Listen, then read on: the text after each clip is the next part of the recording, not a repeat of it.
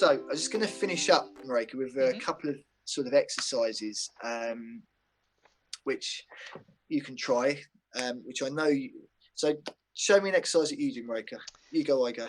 Oh, let me get this webcam where I'm not going to break something. Okay, so one of the most common things I do is where I get them to just play with their toes first, see if they can dissociate the big toe and the other ones. Brilliant. And then also if they can open the toes up, but I find the bigger the bunion or the more the toes moved over, the less they can actually abduct the toes, so open them up. Absolutely. And I can show that with my right side's getting more and more lazy, my left one can still do it. And I think it's because my right side is just too far over now to be effective with it. It's good. Yeah, it's pretty tricky. I mean, the 5 muscles that I always try and work on is the kind of 3 intrinsics, abductor hallucis. So abductor hallucis is this one here through the arch of the foot. So it runs there, doesn't it? Yeah, from the heel here. Yeah. All the way up into the mid portion of the toe here. Okay. And it pulls the big toe across like that. Okay. So you can see how that's going to be quite beneficial to try and maintain the line of the foot, of the toe. Okay. So a nice one of those is that toe spreading one that you're doing there, Maryke. Yeah. But also just wrap something around the toes.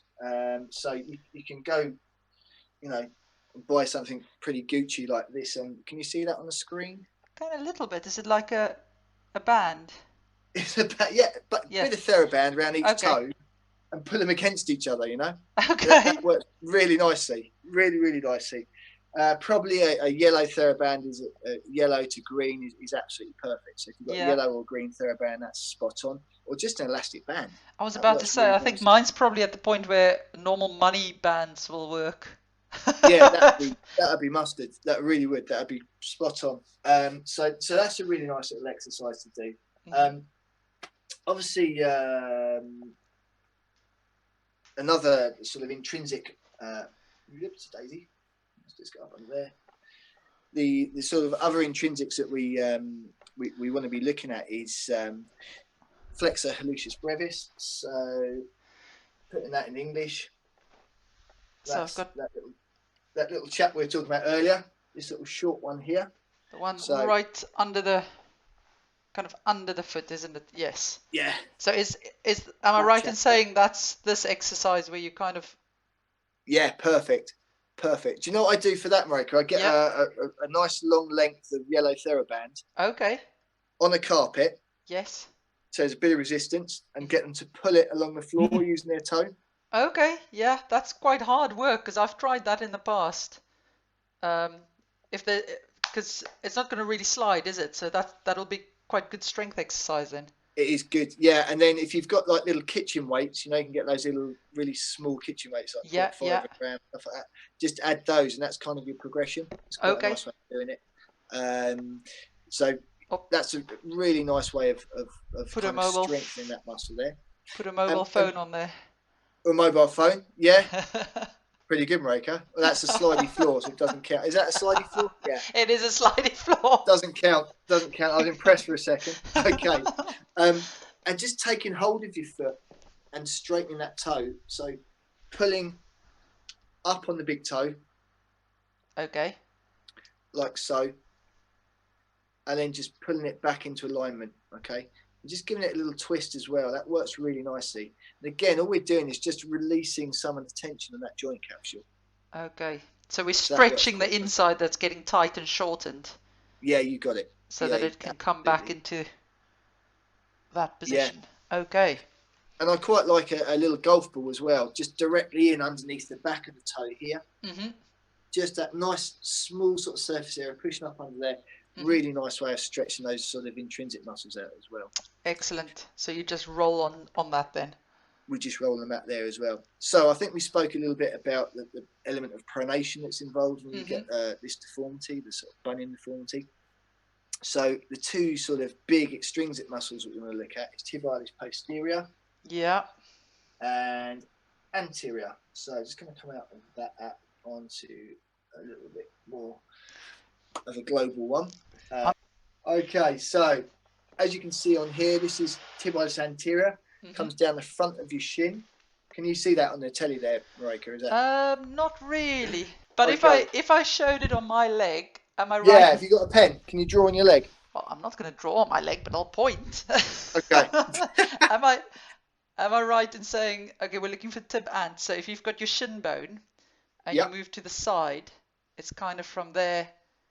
Yeah, it starts laterally and comes across medially into, that's it. So it comes across more into this part of your foot, just in front of the navicular there. Kind of there. Yeah, you got it. Okay. And its job is to pull the foot up, like so. Okay. Kind of that. Now, he's got a partner in crime called tibialis posterior. Yeah. And as the name would suggest, it's posterior to the tibia. Yes. So it's in behind the tibia, and it comes down in behind the ankle and inserts into the navicular here. So it runs down the inside kind of there, doesn't it? Yeah, you got it. Perfect. So if we work on the strength of those two in combination with the other three intrinsics, those are the 5 sort of key muscles that we're looking at to try and help with the sort of pain relief with the bunion. So go on in, show us your. So my tib post one is, well, if I can maybe not myself, I just find it easiest if I sit on the chair when I do it. Where you kind of bring it up and in. Whoops. Yeah. But it works well if you can actually take this thing double around your foot. But yes, so, and then slowly back out. Yeah, that's key. That's key. Time under tension. You know, it's not about speed, it's about quality. Yeah, so that movement. Yeah, that's perfect. Really, really good. And also tiptoes good for this as well. So tiptoes off a step.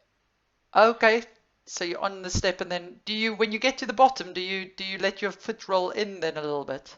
Slowly? Just a little bit. Yeah, okay. Just a little bit. Okay.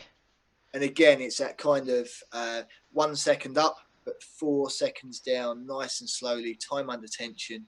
Yeah. Really building on that muscle strength.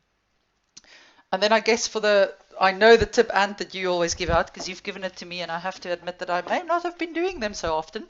We'll see. Come on, show me. Because they're hard. Yes, exactly. Is that the one where no, I can't see myself anymore, so can you see me? So the key thing with this is that you claw your toes downwards. Okay. So big toes and lesser toes, claw them all down. And then that stops you being able to recruit those extensors on the back of the foot, and you're just isolating tibialis anterior. You're just pulling it up towards you. Because what we don't want to see is all the toes coming up with it. That's it. We don't want to see wavy toes because that means you're using those extensors. Okay. And it is a filthy exercise, isn't it? It's just horrible. It is. It's funny how my big toe just doesn't want to stay down then, which shows me where the problem is. Because you are weak. To be fair, you've got a red TheraBand. I normally give it out in a yellow. Okay, thanks for saving my image here. Yeah. You're not as bad as you think. Thank you for watching. If you would like to learn more about preventing sports injuries, make sure you hit the subscribe button. See you next time.